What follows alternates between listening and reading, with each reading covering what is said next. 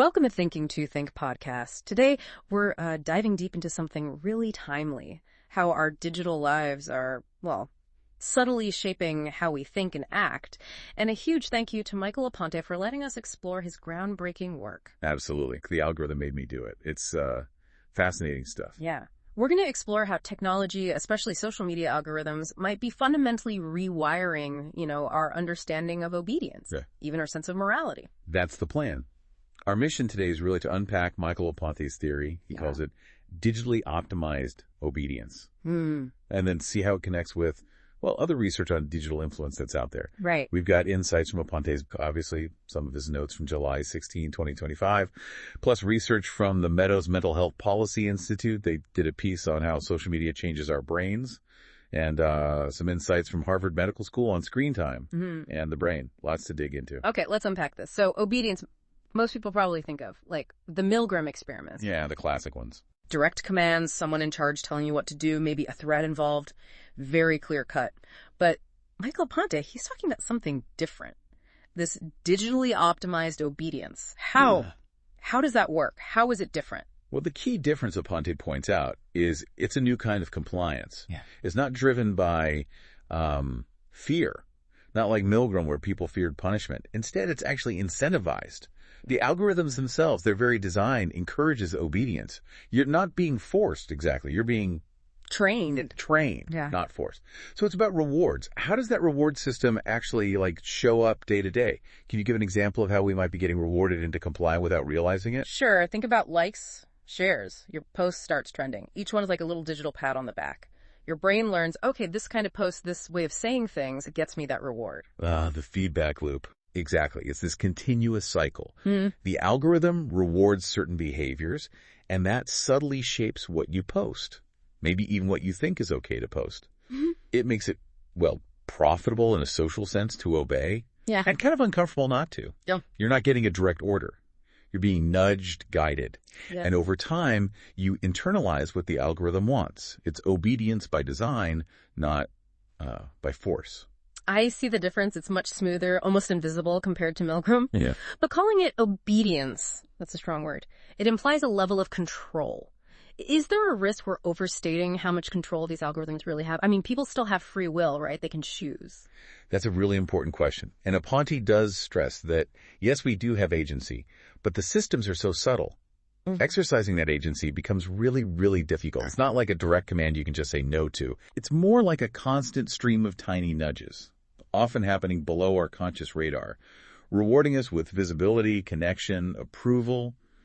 It feels good, so it's seamless. The influence isn't one big decision point, but this ongoing flow of incentives that just kind of reshape our default behaviors. You mentioned this goes beyond just what content we consume. How do these algorithms actually start to influence our deeper beliefs or even what we feel we can say online? Oh, it goes much deeper than just your feed. Algorithms don't just show you stuff. They actively shape what you come to believe and, critically, what you feel safe saying out loud or online. How so? Well, Aponte argues, and research backs this up, that algorithms optimize for engagement. Not truth, not nuance. Engagement. Meaning strong emotions. Exactly. Outrage, strong agreement, things that get a quick reaction. That content gets amplified, often at the expense of, complex or balanced views. And this creates what you called algorithmic morality. Yeah, that's Aponte's term. Basically, whatever trends, whatever the algorithm boosts, implicitly gets tagged as true or valuable or acceptable. And the flip side, content that gets shadow banned, quietly hidden or demoted so nobody sees it, that's implicitly marked as shameful, unacceptable. The Meadows Mental Health Policy Institute talks about this too, how platforms tailor everything to your interests and behavior. They curate a reality the algorithm thinks you want. So the algorithm is kind of setting the terms of what's good or bad online. And that naturally leads us into, filter bubbles and echo chambers. We hear those terms a lot. Precisely. You think you're getting infinite information. Right, that's the problem. Yeah, the whole internet at your fingertips. But what you actually get is a highly personalized slice. Often, it's ideologically very narrow. Your feed becomes, as Aponte says, a mirror reflecting your own views back at you. Instead of a window into different perspectives. Exactly. The more you click on stuff you agree with, the more of that stuff you see. It makes you feel super informed, like you know what's going on. But you're actually becoming more isolated from different viewpoints. And that just digs the algorithmic influence in deeper. Okay, so we internalize these rules, our feed becomes this mirror. What's the cost? Aponte talks about this leading to digital self-censorship. We start policing ourselves. That's right. You learn the unspoken rules pretty quickly. What kind of posts get rewards? How should you phrase things? Which topics are safe? Which ones might get you pushback? Or worse, get you hidden by the algorithm? So you adjust your behavior. You do. And it's not even in response to a person disagreeing with you sometimes. It's in response to this invisible system. Over time, that genuinely reshapes what you think is worth saying. You adjust your speech, maybe even your thoughts, to fit in. You internalize the algorithm's logic. Wow. It makes you think about, when you search for something random online, like shoes. Oh, yeah, and then you see ads for those shoes everywhere for weeks. Right. It's kind of annoying for shoes. But imagine that same relentless push applied to your political views or your social beliefs or your self-image. That's the mechanism. That's what we're talking about. Okay, when you put it like that, the consequences seem huge. What are the real costs here? For us as individuals and maybe for society overall. The costs are profound. For individuals, think about it. You end up performing your identity for this invisible algorithmic audience. Your beliefs might get shaped not by deep conviction, but by what gets likes. So it stifles your real self. It can, yeah. It stifles originality, makes you hesitant to share risky ideas, maybe suppresses honest doubt because doubt doesn't trend well. You post what aligns, what gets traction. Maybe you even delete things later if they don't perform well or attract the wrong kind of attention. It's exhausting, and it's not authentic. And for society, if we're all doing this... Well, think about it. If our collective beliefs, what we talk about as a society, are guided by algorithms optimized just for engagement, what happens? Fragmented realities. Everyone in their own bubble. Exactly. Fragmented realities, less critical thinking overall, and it really damages our ability to have nuanced public conversations. Because dissent, different views, they just get deranked. Conformity gets rewarded. And connecting this to the bigger picture, the Meadows Institute research points out something really stark. Algorithms don't just connect hobbyists.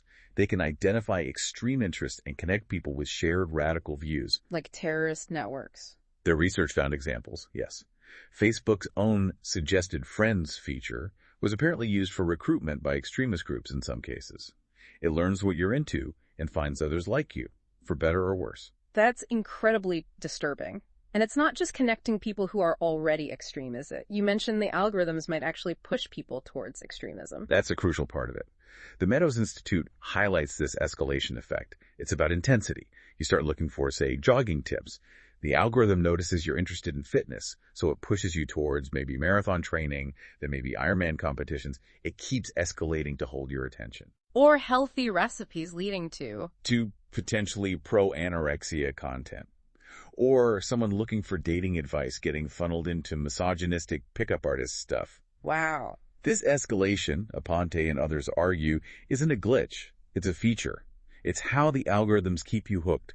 Find what stimulates your brain and then just keep pushing you down that path, often towards more extreme versions. And this must be even worse during times of uncertainty, right? Like a pandemic, our brains are trying to find patterns, make sense of chaos. Absolutely. When people are stressed, looking for answers, algorithms can really exploit that. They could lead you down these rabbit holes of disinformation, conspiracy theories. Because it feels like you're finding answers. Yes, and because often belonging into the group sharing those theories feels safer than being kicked out for disagreeing.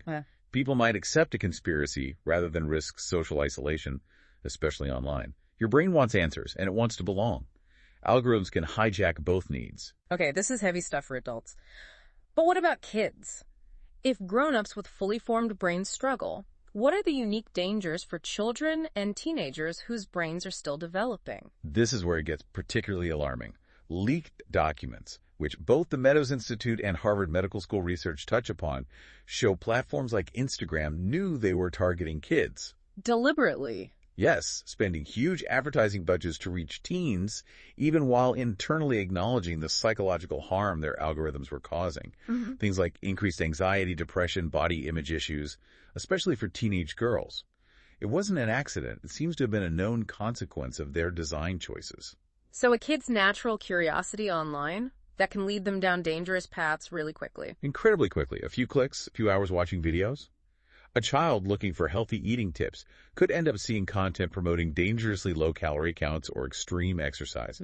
Teenage boys looking for dating advice might stumble into that misogynistic content we mentioned. And the key difference from, say, video games, Which are mostly fantasy. right? Kids generally know games aren't real life. But social media actively tries to modify real-world behavior.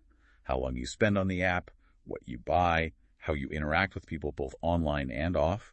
Harvard Medical School research points out the developing brain is constantly building connections.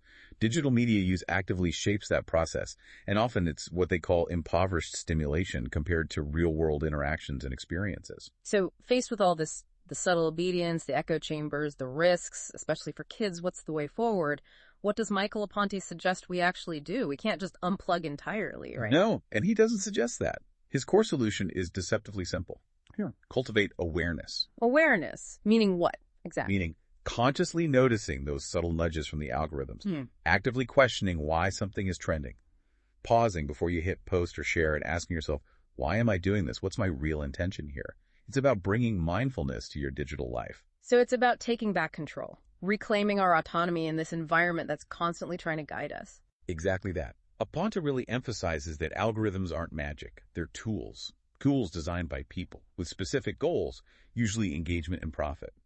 By understanding that, by being aware, you can start to reclaim your power to choose, to speak your own mind authentically, to question the narratives you're being fed, to think independently instead of just letting the algorithm guide you passively. So the central message is? The central message really from the algorithm made me do it and related research is that this technology is subtly rewiring us. It's incentivizing conformity, suppressing dissent. The danger isn't just the content we see, but also what's hidden and how these systems train us almost Pavlovian style to obey. The call to action is to wake up to it, to reclaim our cognitive autonomy in a world that's increasingly optimized to direct it. Wow. That's a really powerful thought to end on, a lot to process there. As you go about your day, maybe take a moment to think about that. How deeply are the systems you use every day shaping your thoughts? What does genuine freedom of choice even look like in a world so optimized by algorithms? What does it mean for you to truly choose? If this deep dive got you thinking, sparked some new insights, please do like, comment, share this with someone who might find it interesting, and of course, subscribe to Thinking to Think podcast for more explorations into the forces shaping our world.